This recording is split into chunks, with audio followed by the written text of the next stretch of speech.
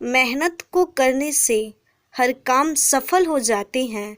भीड़ से भरी दुनिया में नाम अव्वल हो जाते हैं। जी हाँ दोस्तों, मेहनत को करने से हर काम में सफलता मिलती है और भीड़ से भरी इस दुनिया में एक अलग पहचान मिल जाती है। हेलो, मैं हूँ निशा और आपका स्वागत है आपके अपने यूट्यूब चैनल निशा स्टडी पॉइंट में। इस वीडियो की बात करें दोस्तों तो इसमें हमने रखा है साइंस, भूगोल, इतिहास, राजनीतिक, संविधान, कृषि, खेलकूद और करंट अफेयर क्वेश्चन। और इस वीडियो की फ्री पीडीएफ आप डाउनलोड कर सकते हैं आप हमारे टेलीग्राम चैनल पर, जिसका लिंक डिस्क्रिप्शन बॉक्स में दिया गया है। तो चलिए आज की वीडियो शुरू करते हैं। और हाँ, सारे क्वेश्चन बहुत इम्पोर्टेंट है और सारे क्वेश्चन इम्पॉर्टेंट ही होते हैं। जी हाँ दोस्तों, सारे क्वेश्चन बहुत इम्पॉर्टेंट होते हैं। ऐसा नहीं कि जो एग्ज़ाम में क्वेश्चन आ गया है तो वो क्वेश्चन इम्पॉर्टेंट हो गया है, बाकी सारे क्वेश्चन को ध्यान नहीं देना है, बस उसी क्वेश्चन को रट्टा मारना है। तो ऐसा नहीं करना है, हमें सारे क्वेश्चन को कवर करना है। और दोस्तों, बहुत सारे स्टूडेंट की प्रॉब्लम होती है कि जिसके याद नहीं होता, तो उसके लिए हम क्या करें? तो उसके लिए एक सिंपल सा ट्रिक बताऊंगी वीडियो के अंत में, तो वीडियो को आप पूरा ज़रूर देखें। चलिए फर्स्ट टॉपिक पढ़ेंगे, भारतीय इतिहास एवं संस्कृति। चलिए फर्स्ट क्वेश्चन है, राजकुमार सलीम के भड़काने पर किसने अकबर के कार्यालय इतिहास लेखक अबुल फजल की हत्या की थी? तो किसने की थी हत्या? तो वीर सिंह बुंदेलों ने की थी। और किसके भड़काने पे की थी? तो राजकुमार सलीम के भड़काने पर। और किसकी हत्या की गई थी? तो अबुल फजल की हत्या की गई थी। चलिए नेक्स्ट क्वेश्चन देखते हैं, अकबर के शासनकाल में विद्वानों के समूह ने महाभारत का संस्कृत से फारसी में अनुवाद किया। इस फारसी अनुवाद को क्या कहा जाता है? तो इस फारसी अनुवाद को रज्मनामा कहा जाता है। यानी कि महाभारत जो संस्कृत भाषा में लिखी गई थी उसे फारसी भाषा में अनुवाद किया गया था। इस फारसी अनुवाद को हम लोग बोलेंगे रज्मनामा। और किसके शासनकाल में किया गया था? तो अकबर के शासनकाल में। इसे भी आपको याद रखना है। अगला प्रश्न देखते हैं, हम्पी विजयनगर में विठल स्वामी मंदिर, वरदराज मंदिर तथा कृष्णा मंदिर किस शासक ने बनवाया? तो ये तीनों मंदिरों का निर्माण किसने करवाया है? तो इसका आंसर हो जाएगा कृष्णदेव राय ने किया है। तो इसे आपको अच्छे से याद रखना, ये बहुत इम्पोर्टेंट है। और कहाँ पे बनवाया है? तो हम्पी के विजयनगर में बनवाया ये बहुत। चलिए अगला प्रश्न देखते हैं, बाबर की मृत्यु कब और कहाँ हुई थी? तो 48 वर्ष की उम्र में बाबर की मृत्यु 26 दिसंबर 1530 ईस्वी में आगरा शहर में हुई थी। तो ये भी बहुत इम्पोर्टेंट है, आप इसको याद रखें। चलिए अगला प्रश्न देखते हैं, प्रसिद्ध वैद्य चरक किसके राज दरबार में थे? तो प्रसिद्ध वैद्य चरक किसके राज दरबार में थे? तो कनिष्क के राज दरबार में थे। ये बहुत इंपॉर्टेंट है, आपको ये भी बहुत अच्छे से याद रखना है। ठीक है, चलिए नेक्स्ट टॉपिक हम लोग देखते हैं, राष्ट्रीय स्वतंत्रता आंदोलन से रिलेटेड क्वेश्चन को। ठीक है, तो इसमें फर्स्ट क्वेश्चन है, दिल्ली दरबार में महारानी विक्टोरिया को केसरे हिंद की उपाधि दी गई, उस समय भारत का वायसराय कौन था? तो उसमें भारत का वायसराय थे लॉर्ड लिटन। और महारानी विक्टोरिया को क्या दिया गया था? केसरे हिंद की उपाधि दी गई थी। इसे भी आपको याद रखना है। चलिए नेक्स्ट क्वेश्चन देखेंगे, नील दर्पण नाटक किसने कब किस उद्देश्य से लिखा? तो किसने लिखा था? तो दीनबंधु मित्रा ने 1860 ईस्वी में। और किस उद्देश्य से लिखा गया था? तो यूरोपियन नील खेत के मालिकों द्वारा बंगाल के खेतिहरों का उत्पीड़न दिखाने के उद्देश्य से लिखा गया था। चलिए नेक्स्ट क्वेश्चन देखते हैं, किसने कहा इतने समय में करोड़ों लोगों भूख और अज्ञात से रहते हैं? मैं हर व्यक्ति को देशद्रोही समझता हूँ जिन्होंने उनके ही पैसों से पढ़कर उनके लिए कुछ नहीं किया। तो ये किसने कहा था? तो स्वामी विवेकानंद ने कहा था।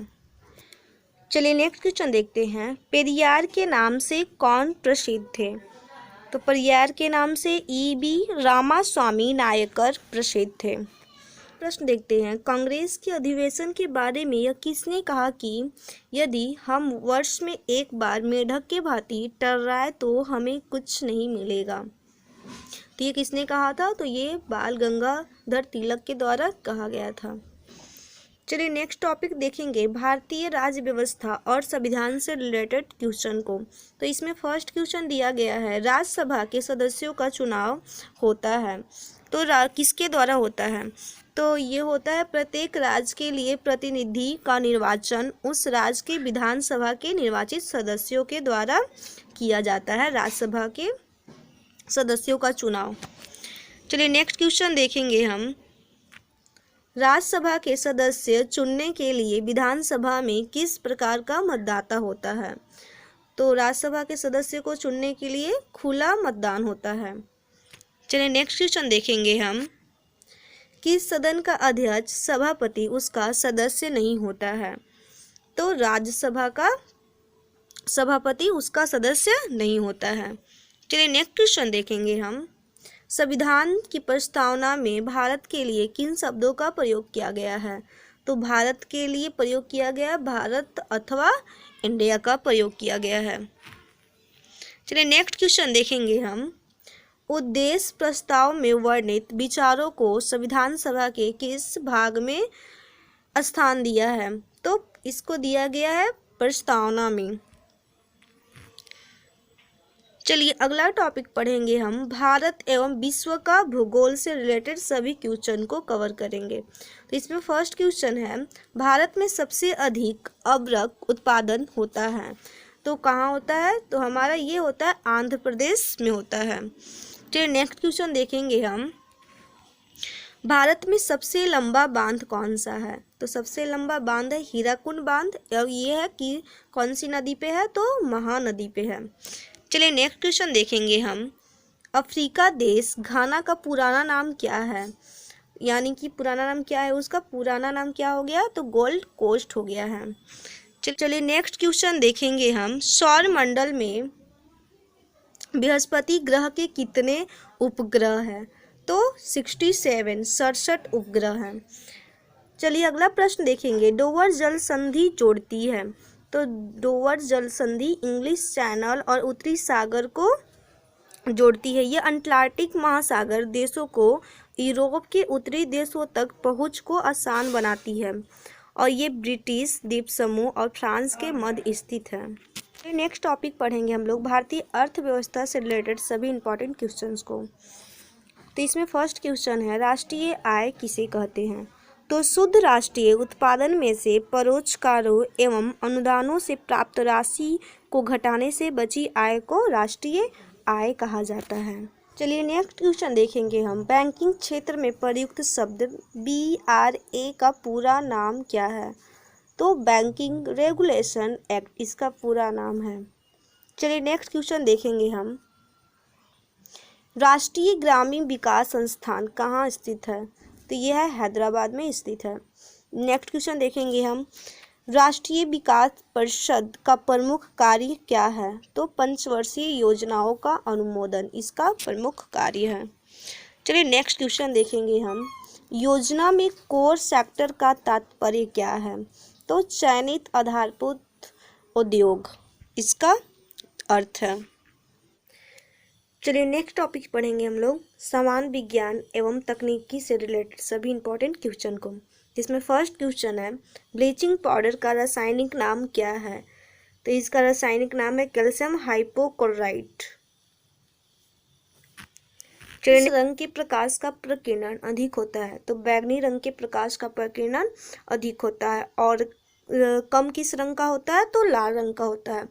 और ये पूछा जाए कि तरंगदैर्घ्य किस रंग का अधिक होता है? तो लाल रंग का तरंगदैर्घ्य अधिक होता है। और कम किस रंग का तरंगदैर्घ्य होता है? तो बैंगनी रंग का कम होता है। ठीक है, तो ये भी आप साथ में याद कर लीजिए। नेक्स्ट क्वेश्चन है, गर्म पानी के गीजरों के अंदर का स्तर तांबे का क्यों बनाया जाता है?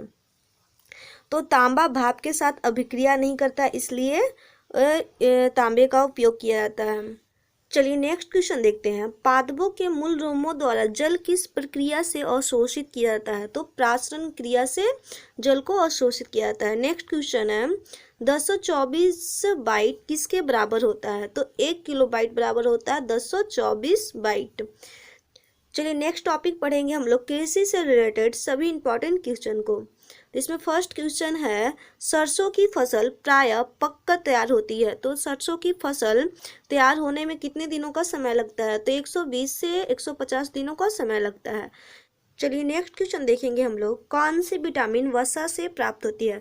तो वसा से हमें विटामिन ए तथा डी प्राप्त होती है। नेक्स्ट क्वेश्चन देखेंगे हम लोग मानव में बेरी रोग किसकी कमी से होती है? तो विटामिन B1 की कमी से बेरी रोग होती है। नेक्स्ट क्वेश्चन देखेंगे हम लोग मानव रक्त का पीएच मान कितना होता है? तो 7.4 होता है मानव रक्त का पीएच मान। चलिए नेक्स्ट क्वेश्चन देखेंगे हम लोग सिंगल सुपर फॉस्फेट उर्वरक में P2O5 की मात्रा कितनी होती है? तो 60% इसकी मात्रा होती है। चलिए नेक्स्ट टॉपिक पढ़ेंगे हम लोग खेल कूद से रिलेटेड सभी इंपॉर्टेंट क्वेश्चन को। तो इसमें फर्स्ट क्वेश्चन है राधा मोहन कप किस खेल से संबंधित है? तो ये पोलो से संबंधित है। चलिए अगला प्रश्न देखेंगे हम लोग 2014 में फुटबॉल विश्व कप का विजेता कौन सा देश था? तो उस समय 2014 में जीता था जर्मनी ने।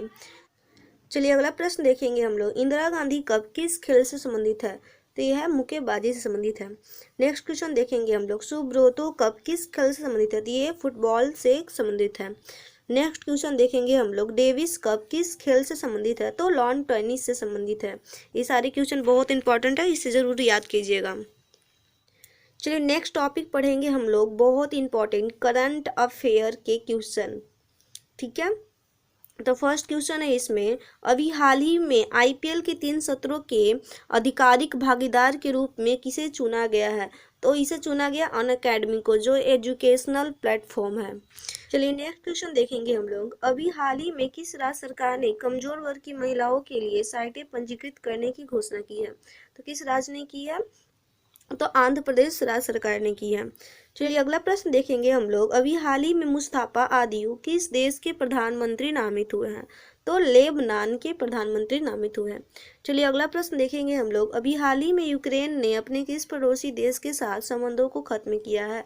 तो बेलारूसा के साथ संबंधों को खत्म किया है। चलिए अगला प्रश्न देखेंगे हम लोग अभी हाल ही में किस राज्य ने मेजर ध्यानचंद विजय पथ योजना की शुरुआत की है? तो उत्तर प्रदेश राज्य ने इसकी शुरुआत की है। चलिए अगला प्रश्न देखेंगे हम लोग भारत ने अभी हाल ही में किस देश के साथ मानवीय सहायता आपदा राहत पर कार्यान्वयन पर हस्ताक्षर किया है? तो सिंगापुर ने किया है। चलिए अगला प्रश्न देखेंगे हम लोग अभी हाल ही में ओणम त्यौहार किस देश ने मनाया है? तो ये केरल में मनाया गया है। चलिए अगला प्रश्न देखेंगे हम लोग अभी हाल ही में ऑनलाइन ओलंपियाड 2020 किस देश ने जीता है? तो भारत और रूस ने जीता है।